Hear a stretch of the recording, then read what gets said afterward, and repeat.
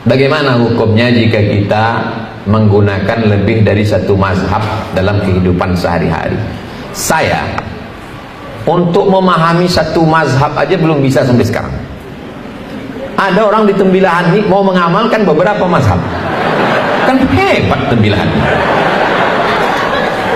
Lautnya luas, daging ikannya segar, pohon kelapanya luas, jamaah hajinya terbanyak, ilmunya pun hebat, sampai beberapa mazhab mau diamalkannya.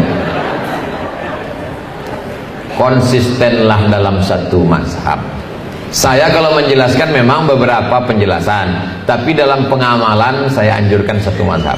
Kalau kita pindah-pindah mazhab ini, kata ulama fikih, nanti khawatirnya kita terjerumus dalam tatabbu' rukhas. Tatabbu' rukhas itu ambil enak-enaknya saja. Bersentuhan laki-laki dengan perempuan yang tak mahram, bersentuhan kulit, dalam mazhab Hanafi tak batal. Karena makna aula mastumun nisa itu artinya maaf, beribu maaf, berhubungan kelamin baru batal, jima baru batal. Kalau hanya kulit tak batal menurut mazhab Hanafi. Tapi dalam mazhab Hanafi berkurban wajib. Saya khawatir kalau lompat-lompat mazhab, pas dia mau pergi, abang pergi dulu ya dek, ya. Habis itu sampai di kantor sholat dia, abang kok tadi kan udah bersalaman sama istrimu. Tak batal karena aku tak ada berhubungan. Oh, pas ada raya kurban, kau tak berkurban. Kurban itu sunat muakkad. Kalau memang konsisten pada Hanafi, kurban itu wajib. Terus nanti pas nikah melompat dia balik ke Hanafi. Dalam mazhab Hanafi, menikah perempuan itu bisa menikahkan dirinya, tak perlu pakai wali. Itu istri saya, tapi ayahnya tak setuju, tak perlu pakai wali menurut Hanafi. Ini namanya mazhab kutu loncat. Jadi konsisten saja dalam satu mazhab supaya kita tidak kacau dalam beribadah. Kalau masjid itu mazhabnya Syafi'i, jangan robah dengan mazhab lain, nanti membingungkan jamaah. Bismillahnya jahar, subuhnya pakai kunut, itu mazhab Syafi'i. Bismillahirrahmanirrahim, alhamdulillahi rabbil alamin, habis itu kunut, Allahumma hdina fiman hadait. Itu kita di kerajaan Indragiri yang sekarang pecah menjadi dua, Indragiri Hulu dengan Indragiri Hilir. Kesultanannya Kesultanan Melayu yang sebelumnya tidak Islam. Beda dengan Siak. Siak itu dari awalnya Islam. Beda dengan Pelalawan. Pelalawan itu dari awalnya Islam.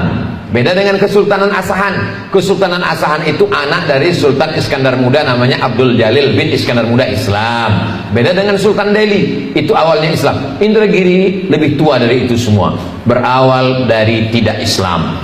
Orang dulu pakai nama hewan. Yang paling hebat di hutan itu adalah singa. Makanya di tanah Batak dipakai si singa Mangaraja.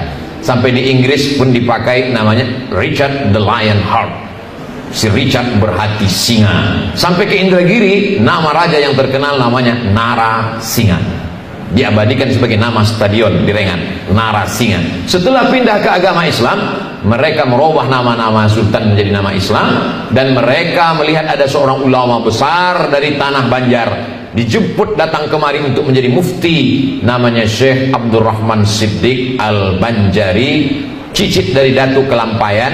Itulah dia Tuan Guru Sapat. Saya beberapa kali tausiah keliling Banjarbaru, Banjarmasin, sampai ke Barabai, sampai keliling Kabupaten Provinsi Kalimantan Selatan.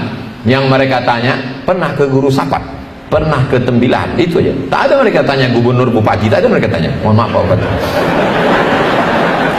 Yang mereka tanya itu, untungnya saya pernah sampai ke Guru Sapat. Coba kalau tak sampai, pernah ke sana. Jadi memang luar biasa. 20 tahun lah Syekh Abdurrahman Siddiq Al-Banjari menjadi mufti di kerajaan Indragiri.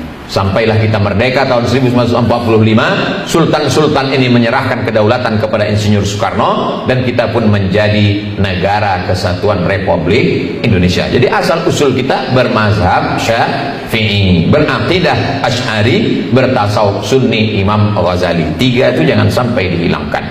Apakah sama kita dengan Papua? Ya, saya sampai ke Papua. Di sana, di Papua Barat itu Muslim. Raja Ampat, raja-raja. Salah satu rajanya masih ada, dibawalah saya berjumpa dengan keturunan raja itu, dibukakanlah Quran yang terbuat dari kulit kayu, sampulnya kulit rusa. Begitu dibuka, saya baca Quran, saya tanya, dari mana Quran ini Datuk? Raja, Tuan Raja, namanya Raja Patipi. Kata Raja Patipi, ini dibawa oleh saudara kami dari kampung Ustadz Abdul Somad di Pulau Sumatera. Dari mana? Ini dari Samudra Pasai, Aceh. Dari Aceh sampai mereka ke Papua. Salah satu kitabnya itu adalah kitab kecil, saya buka. Begitu saya buka, Sholawat Nariyah yang dibaca oleh Pak Bupati tadi. Sholawat Nariyah yang mereka baca itu menunjukkan mereka tiga, akidahnya Asy'ari, fikihnya Syafi'i, tasawufnya Sunni Imam Abu Hamid Al-Ghazali. Jangan campur-campur masalah.